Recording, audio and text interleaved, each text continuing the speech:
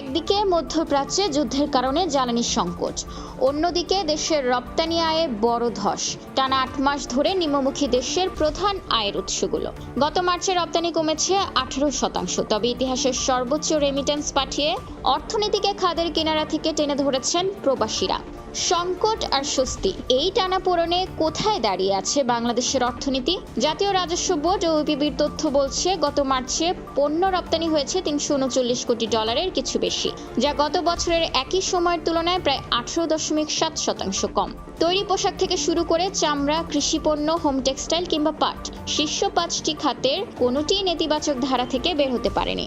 দেশের প্রধান আয়ের উৎস তৈরি পোশাক খাতের রপ্তানি মার্চে কমেছে 19%। রপ্তানিকারকরা বলছেন, ঈদের ছুটিতে কর্মদিবস কম থাকা এর একটি কারণ, তবে বড় কারণটি রাজনৈতিক। মার্কিন বাজারে উচ্চ শুল্ক এড়াতে চীনের ব্যবসায়ীরা ইউরোপের বাজারে কম দামে পণ্য অফার করছে, ফলে বাংলাদেশ হারাচ্ছে বড় বড় ক্রয়াদেশ।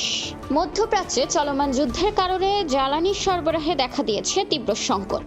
অস্বাভাবিক দামে জ্বালানি আমদানির ফলে বৈদেশিক মুদ্রার রিজার্ভের উপর বাড়ছে প্রচন্ড চাপ। এই বহুমুখী সংকটের মধ্যেও আশার আলো হয়ে দাঁড়িয়েছেন প্রবাসীদের পাঠানো আয়। রপ্তানি যখন ডুবছে, তখন প্রবাসীরা পাঠিয়েছেন $3.75 বিলিয়ন বা $375 কোটি মার্কিন ডলার। এটি বাংলাদেশের ইতিহাসে এক মাসে আসা সর্বোচ্চ প্রবাসী আয়, গত বছরের তুলনায় যা 14% বেশি।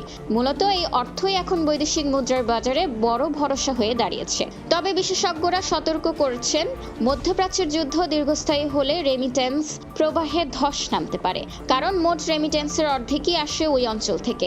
সামনের দিনগুলোতে রপ্তানি পুনরুদ্ধার আর রেমিটেন্সের এই ধারা বজায় রাখাই হবে নতুন সরকারের অর্থনীতির সবচেয়ে বড় চ্যালেঞ্জ। খোলা কাগজ, ঢাকা।